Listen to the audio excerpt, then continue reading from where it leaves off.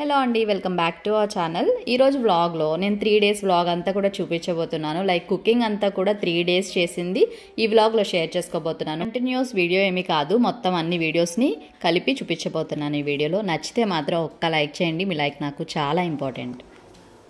ఈ glass jars నేను డిమార్ట్లో తీసుకున్నాను. ఆల్రెడీ ఇంతకుముందు వీడియోలో షేర్ చేశాను కదా మీకు. చాలా బాగున్నాయి అన్నమాట ఇలా స్టోర్ చేసుకోవడానికి. ఈ ప్లాంట్ అయితే ఈ మధ్య రీసెంట్గానే తీసుకున్నానండి. సో ఇది వచ్చి పీస్ లిల్లీ అనమాట. కొన్ని ప్లాంట్స్ ఇంట్లో ఉంటే పాజిటివిటీ ఉంటుంది, అందులో ఇదొకటి. కానీ రెగ్యులర్గా వాటరింగ్ చేయాలి.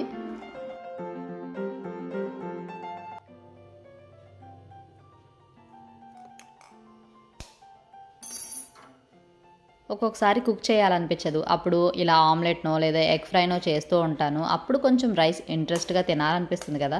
చిన్నపిల్లలకైనా ఎగ్ అంటే చాలా ఇష్టం కదా. సో ఎగ్స్ అయితే కంపల్సరీ ఇంట్లో ఉండాలి. ఏ కర్రీ చేయలేనప్పుడు డెఫినెట్గా ఇది మాత్రం వర్కౌట్ అవుతుంది.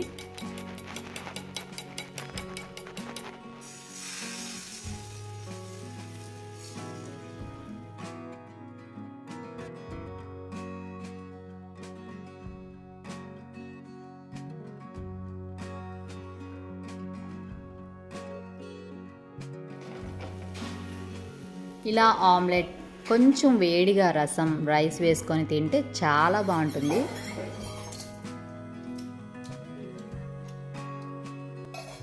ఇప్పుడైతే లెమన్ పులిహోర చేస్తున్నాను. సో కొంచెం క్వాంటిటీ రైస్ తోటే చేస్తున్నాను. సో ఎక్కువ రైస్ కంటే ఇలా కొంచెం క్వాంటిటీ రైస్తో చేసినప్పుడు టేస్ట్ చాలా బాగా కుదురుతుంది.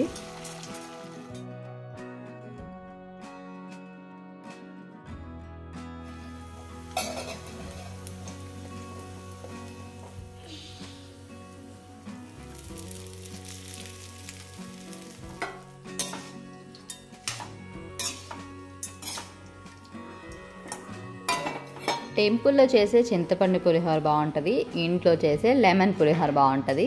యాక్చువల్గా టెంపుల్లో చేసినట్టుగా చాలాసార్లు ట్రై చేశాను, కానీ ఆ టేస్ట్ మాత్రం అమోఘం. ఇంట్లో మాత్రం కొంచెం తక్కువగానే కుదురుతుంది ఆ టేస్ట్ అయితే.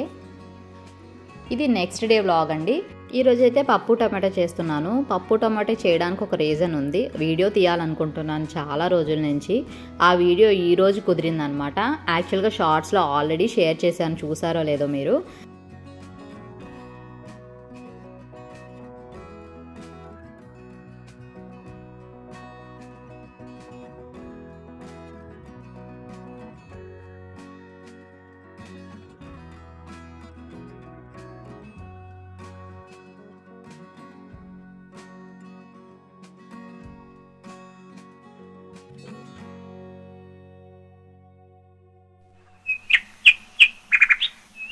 ఈ వ్లాగ్ వచ్చేసి ఫ్రైడే వ్లాగ్. సో ఈరోజు వ్లాగ్ అండి ఇది.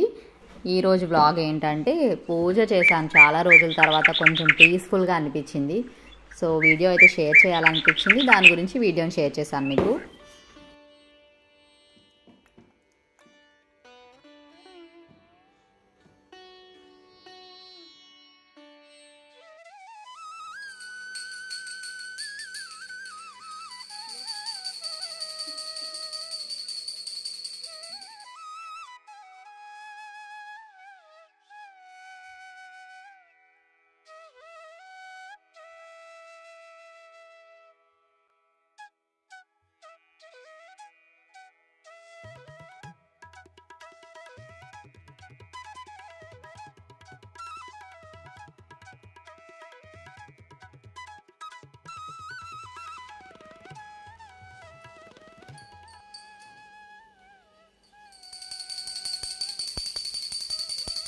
ఇంతకు ముందు వీడియోలో పూజా మందిరం సెట్ అవ్వలేదని మీకు చెప్పాను కదా. సో అదే టేబుల్ మీద మళ్ళీ రీఅరేంజ్ చేశాను అనమాట. కొంచెం పీస్ఫుల్గా అనిపించింది ఈరోజు.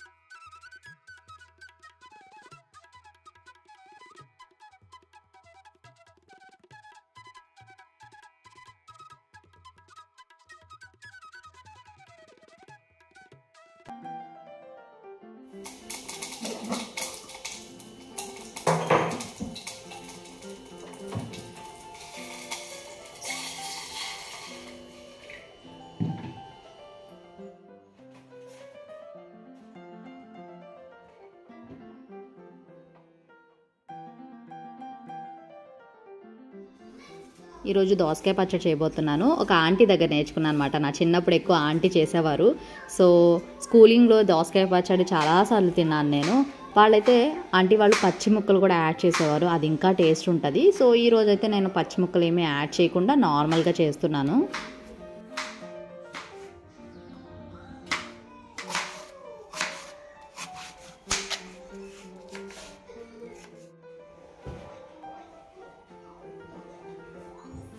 ఇంగ్రీడియంట్స్ కూడా చాలా తక్కువ, టేస్ట్ కూడా చాలా బాగుంటుంది అనమాట. సో సింపుల్గా మనకి కమ్మగా తినాలి అనుకుంటే దోసకాయ పచ్చడి చేసుకోవచ్చు. దోసకాయ పచ్చడి, వంకాయ పచ్చడి ఇలాంటివి చాలా టేస్ట్ ఉంటాయి.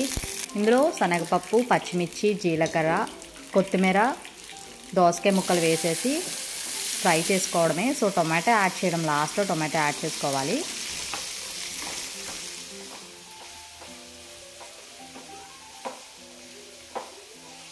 ఇందులో కొంచెం పసుపు, సాల్ట్, తర్వాత మనం మిక్సీ చేసేటప్పుడు చింతపండు, వెల్లుల్లి వేసుకోవాలి. సో చింతపండు అవసరం లేదు అనుకుంటే మానేయచ్చు, స్కిప్ చేసేయచ్చు. ఎందుకంటే పులుపు ఆల్రెడీ మనం టొమాటో యాడ్ చేస్తున్నాం కదా.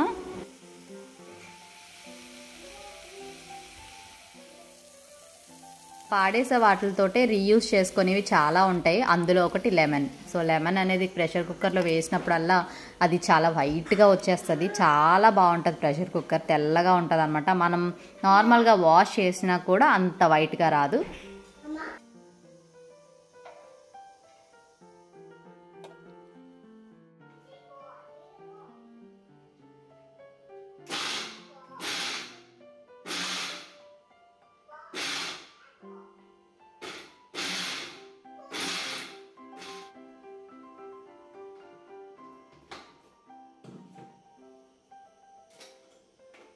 మరీ పేస్ట్ లాగా కాకుండా కొంచెం మీడియంగా గ్రైండ్ చేసుకుంటే చాలా టేస్ట్ ఉంటుంది దోసకాయ పచ్చడి. ఇప్పుడు పోపు వేస్తున్నాను. ఆవాలు అండ్ కరివేపాకు మాత్రమే వేస్తున్నాను. ఇంకా కావాలంటే శనగపప్పు, జీలకర్ర కూడా యాడ్ చేసుకోవచ్చు.